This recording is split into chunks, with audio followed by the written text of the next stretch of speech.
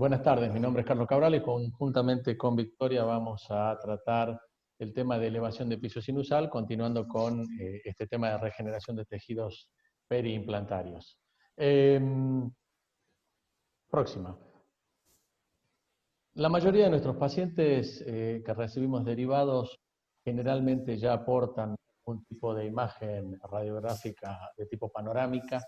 Estas radiografías nos permiten una visualización completa de los inconvenientes que presenta el paciente a nivel oral, tal cual estamos visualizando en esta misma la neumatización, la neumatización de los senos ya está demasiado marcado. No obstante, la próxima, cada vez que nosotros recibimos uno de estos pacientes, hablando ya de nuevas tecnologías, necesitamos hoy plantear la necesidad de tener imágenes tomográficas que tienen mucha mejor imagenología. Respecto del estado clínico, hablábamos de que somos un equipo de trabajo que planteamos la rehabilitación implantoprotética, diagnosticando previamente qué tipo de prótesis va a recibir nuestro paciente. No es que podemos simplemente plantear la elevación del piso del seno y la colocación de implante donde podamos, lejos de eso, se planifica muy prolijamente qué tipo de rehabilitación, debido a que muchas veces estos pacientes presentan una reabsorción marcada del reborde alveolar. ¿Sí? Ese aumento del espacio interoclusal nos tiene que guiar respecto de qué rehabilitación protética posterior nuestro paciente va a recibir y de qué cantidad de implantes vamos a colocar. La próxima. Hablábamos de imágenes de mejor calidad y sin duda que la tomografía computada convencional y las imágenes que recibimos ahora desde el CONBIN son lo suficientemente claras y nos muestran un poco el panorama sobre lo que queremos trabajar. La realidad es que antes de empezar a desarrollar este tipo de imágenes trabajábamos casi ciegas, con muchísimas dudas. La realidad es que todo esto nos permite hablar de que el edentulismo del maxilar superior en los sectores posteriores generalmente sufre de grandes procesos reabsortivos, sumado a eso una neumatización muy marcada por parte de el seno maxilar ante la ausencia de piezas dentarias en los sectores posteriores, y siempre programando cantidad de implantes en requerimiento de cada una de las necesidades protéticas de nuestro paciente. La próxima. Decíamos que ese dentulismo, ¿sí? Del sector posterior generalmente se marca con una reabsorción importante de la tabla vestibular. La reabsorción del proceso alveolar del maxilar superior se da básicamente a expensas de la tabla vestibular, lo que genera una palatinización del reborde alveolar residual y que nos va a indicar un poco cuál debe ser nuestro abordaje quirúrgico para la elevación del piso de seno.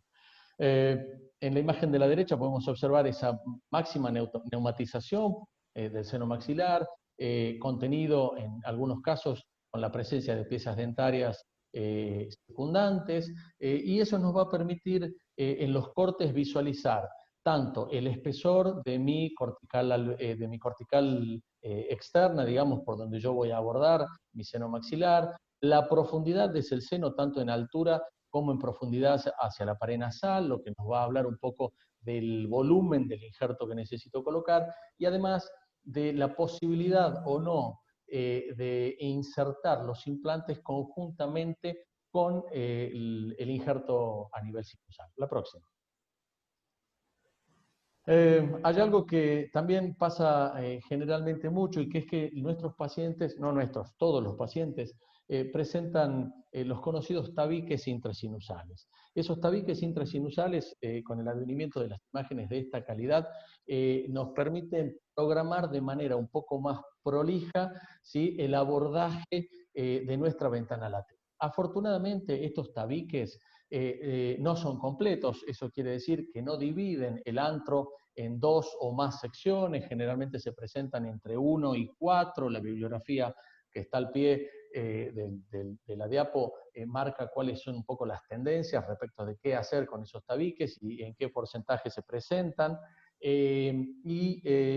Decíamos, los tabiques al no ser completos solamente nos generan el inconveniente de emplazar nuestra ventana lateral de manera tal de contemplar la posición, ¿sí?, y el grosor de esos tabiques, complejiza un poco la técnica quirúrgica de elevación de piso de seno, técnica que debe ser desarrollada en la curva de aprendizaje del cirujano o del colega de práctica general que quiera llevarla adelante, debe ir acentuándose en función de casos más sencillos que estos, donde la presencia de los tabiques nos plantea la posibilidad de poder eliminarlos y aumenta las chances de que en ese intento de eliminarlos podamos perforar más frecuentemente la membrana de nuestro seno maxilar y por ende nos comprometa la estabilidad de nuestro injerto. La próxima. La realidad es que cuando evaluamos este corte coronal tomográfico resume un poco absolutamente todo lo que veníamos charlando. Nosotros necesitamos siempre, tanto en tomografía convencional como en Combin, que la ventana de nuestro tomógrafo, ¿sí?, incluya el complejo osteomeatal. Nosotros necesitamos visualizar cuál es el drenaje de nuestro seno maxilar hacia el meato medio vía el ostium y por ende hacia la fosa nasal. Coincidentemente en este mismo paciente tenemos el seno contralateral totalmente ocupado con un complejo osteomeatal obstruido por esta lesión que debe ser resuelta generalmente a nivel otorrinolaringológico previo a la realización de cualquier procedimiento sobre ese seno maxilar. Hacia la derecha, no, la anterior, antes de terminar. Gracias. Y hablábamos de que la tomografía también nos permite ver el grosor de esa membrana sinusal. El grosor de esa membrana sinusal tiene algunas limitaciones. Cuando esa membrana excede los entre 6 y 8 milímetros de grosor, ya está contraindicado el abordaje en ese momento, pero ahora podemos con estos grosores abordarlos teniendo en cuenta el esquema de la derecha que nos permite entender que si se encuentra permeable el drenaje del seno maxilar hacia la fosa nasal, perdón, vamos a tener mayores probabilidades de éxitos en nuestro abordaje. La próxima.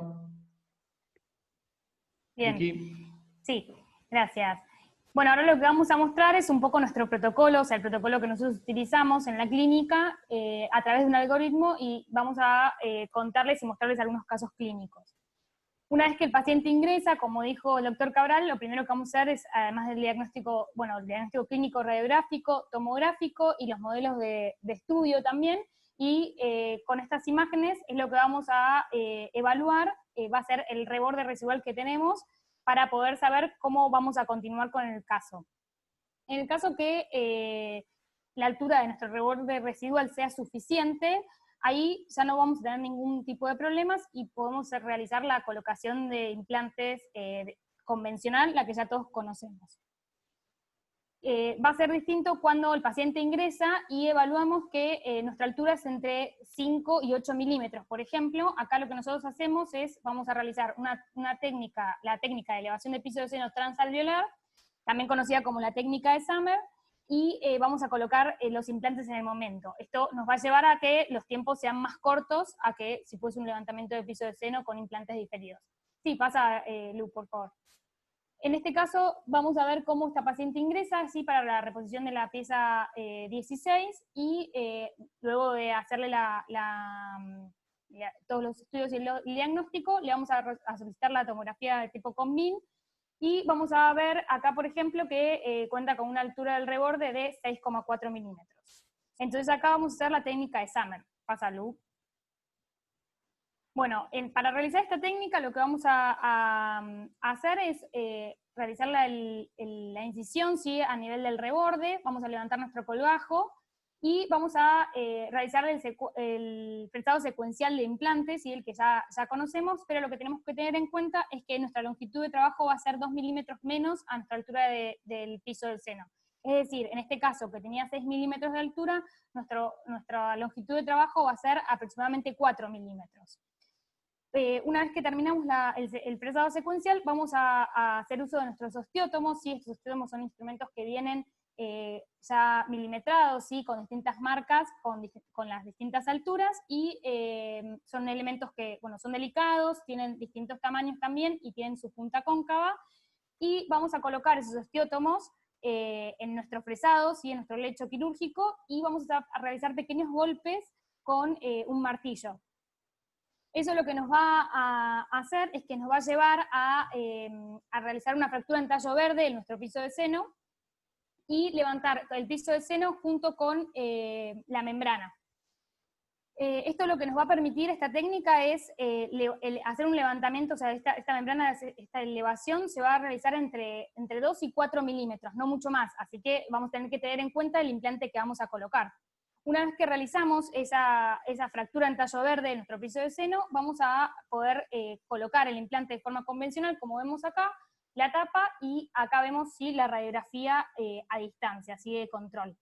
Lo que hay que tener en cuenta es una técnica relativamente sencilla, pero lo que hay que tener en cuenta es la limitación en cuanto a las medidas y que es difícil de corroborar que no se haya lesionado la membrana, así que hay que ser sumamente cuidadosos.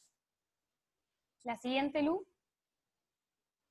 Bueno, ¿qué vamos a hacer en el caso que nuestro paciente tenga entre 3 y 5 milímetros? Esto, en vez de hacer una técnica de Summer, vamos a realizar el levantamiento de piso de seno convencional con abordaje lateral y en este caso sí vamos a colocar los implantes, también acortando los tiempos, ¿sí? Pasada, Lu. Gracias. En este caso es una paciente que viene para hacer una rehabilitación total, le pedimos, bueno, esta es la foto clínica, también teníamos todo el diagnóstico clínico y radiográfico con los modelos y le pedimos la tomografía. En este caso, la tomografía, vamos a evaluar ¿sí? que las mediciones son aproximadamente 4 milímetros, ¿sí? En un lado y en el otro, de acuerdo también a dónde voy a decidir colocar mi implante. Siguiente, Lu. Bien, entonces acá vamos a realizar la técnica del levantamiento de piso de seno. Lo primero que vamos a hacer es levantar nuestro colgajo, ¿sí? Es muy importante el diseño de nuestra incisión, que siempre va a ser una incisión cristal, mayormente palatinizada, con descargas, en el caso para poder tener mejor visión. Levanto el colgajo mucoperióstico, ¿sí? Siempre hay que ser muy cuidadoso en este paso, ya que una vez que nosotros reposicionemos nuestro colgajo, tenemos que ser cuidadosos más que nada para que cuando lo reposicionemos no tengamos riesgo de licencia de la herida y tampoco de que se nos lastime nuestro colgajo. Bueno, luego vamos a hacer el diseño de nuestra ventana. El diseño de nuestra ventana siempre tenemos que tener en cuenta la forma, ¿sí? Que va a ser de forma mayormente ovalada, sin bordes, sin ángulos agudos, perdón, más que nada para poder trabajar de forma cómoda y poder ingresar nuestras espátulas. El diseño siempre, bueno, como dije, redondeado, en una altura aproximadamente entre 4 a 5 milímetros del piso del seno. Eso lo vamos a evaluar también con la tomografía. También la tomografía nos va a dar, el estudio nos va a permitir evaluar cuánto grosor tiene nuestro reborde y cuánta altura tiene nuestro piso, entonces eso lo vamos a planificar siempre de antemano. El diseño de la membrana, o sea, la osteotomía, se puede realizar con pieza de mano y una piedra de diamante, pero la bibliografía, obviamente, lo mejor que hoy se recomienda es la utilización de un piezo surgery, de un piezo eléctrico. Eso nos va a minimizar el riesgo de ruptura de la membrana, ya que es más delicado. Pero, bueno, también se puede utilizar la piedra de diamante y obviamente con mucha irrigación. Una vez que tengamos el diseño de nuestra membrana, el diseño de nuestra ventana y el abordaje sinusal, vamos a realizar el decolado de esa membrana. Esto se van a realizar con espátulas de seno específicas, delicadas, con bordes que no sean filosos para no lesionarla, y vamos a realizar el decolado y levantar toda esa membrana. Siempre vamos a ingresar, depende del lado que siempre vamos a tener que decolarla hasta la pared nasal. Se puede ingresar primero desde los bordes laterales y luego en el piso, o bueno, en la forma que quede más cómodo. Y después, bueno, lo que vemos ahí es la tapa, ¿sí? Del tejido óseo. Esa tapa, muchos profesionales lo retiran, otros lo dejan, ¿sí? Esto también se va a evaluar según el caso y según el grosor de la membrana que tengamos. Si es una membrana muy friable y uno intenta retirarla, quizás puede correr el riesgo de lesionar nuestra membrana de Schneider, entonces en ese caso se dejaría, pero bueno, se podría dejar y utilizar como techo, o se puede retirar y triturar y utilizar como parte del relleno también mezclado. Bueno, siguiente, Lu. Una vez que tengamos la membrana decolada, vamos a hacer el fresado secuencial de nuestros implantes de forma convencional, pero previo a la colocación de los implantes vamos a colocar el relleno inicial, ¿sí? Para que podamos llegar hacia hacia la zona del más posterior, es decir, vamos a llegar hasta la pared nasal, ¿sí? Para poder hacer ese relleno de la pared posterior, digamos. Luego vamos a colocar los implantes, siempre tenemos en cuenta que el fresado lo vamos a hacer ya con el diseño que lo planificamos de antemano, con nuestro diseño ya con tomografías, podemos tener una guía quirúrgica, y siempre vamos a intentar utilizar el fresado donde mayor cantidad de hueso tengamos, ¿sí? Porque eso nos va a brindar una mejor fijación inicial de los implantes. Una vez que realizamos ese relleno inicial, vamos a colocar los implantes y luego vamos a hacer un relleno adicional, ¿sí? Pasarlo a la siguiente. Como ven acá, en el caso, sí, el relleno complementario que cubra totalmente los implantes. En este caso también se hizo una regeneración ósea a nivel vestibular de uno de los implantes, ya que teníamos un reborde muy fino. Y bueno, una vez finalizado, se va a reposicionar ese colgajo, como dijimos, y se va a suturar, teniendo en cuenta que, bueno, es un paso bastante importante también, porque así evitamos dehiscencias futuras de la herida y futuras complicaciones. Siguiente, Lu. Bien, en este caso esta paciente también en el mismo momento le realizamos el levantamiento de piso de seno contralateral con la colocación también de los implantes, así que hicimos prácticamente lo mismo, ¿sí? El abordaje, el diseño de nuestra ventana, decolado de la membrana y la colocación de los implantes junto con el relleno y obviamente, bueno, la sutura. Pasa la luz, bueno, este es el final del caso, ¿sí? Esperamos el tiempo necesario, se activaron los implantes y luego se realizó ya está en etapa de finalización, ¿sí? Con la rehabilitación total. Siguiente. Bueno, en el caso que no sea así, o sea, que no tengamos una altura entre 3 y 5 y sea menor a 3 milímetros la altura de nuestro reborde, vamos a tener que hacer un abordaje, un levantamiento de piso de seno con abordaje lateral, y eso nos va a alargar los tiempos quirúrgicos, pero a futuro nos va a poder permitir la rehabilitación con implantes. Acá vemos, por ejemplo, esta paciente que viene con una tomografía para rehabilitar en la zona del 6, y cuando evaluamos, ¿sí? Más o menos si vemos los cortes, por ahí se puede ver más o menos a la altura del corte 11, la altura es mínima, ¿sí? Aproximadamente 1 milímetro. Entonces, bueno, en este caso decidimos hacer el levantamiento de piso de seno. Siguiente. Bueno, en este caso, como esta paciente presentaba un provisorio en esa zona, decidimos nuestra incisión y no teníamos que colocar los implantes en ese momento, decidimos realizar la incisión más alta, ¿sí? A nivel de la línea mucogingival, y a partir de ahí pudimos hacer nuestro levantamiento. Hicimos el diseño de nuestra ventana, ¿sí? La osteotomía, otra vez con el instrumental rotatorio, el piezo eléctrico, que es lo que utilizamos en la cátedra generalmente, el decolado de nuestra membrana. Siguiente. Bien, se hizo, en este caso sí, ven, si lo llegan a ver, sí se eliminó la tapa de nuestra membrana, se eliminó y se utilizó también como parte del relleno, y se realizó el relleno y luego el tolet de la herida y la sutura correspondiente. La paciente se fue con provisorios, esperamos entre 6 y 9 meses, siguiente Lu, y una vez ya pasado ese tiempo correspondiente, se realizó la colocación de los implantes, ¿sí? Y luego la paciente ahí la podemos ver en etapa de provisorios, que bueno, ya está en plan de la rehabilitación final. Bueno, este es el protocolo que nosotros usamos, y como conclusiones finales lo que podemos decir es que, como dijimos con el doctor Cabral, es muy importante el diagnóstico, tenemos que saber qué protocolo vamos a utilizar, o sea, qué procedimiento vamos a realizar, cómo, por qué.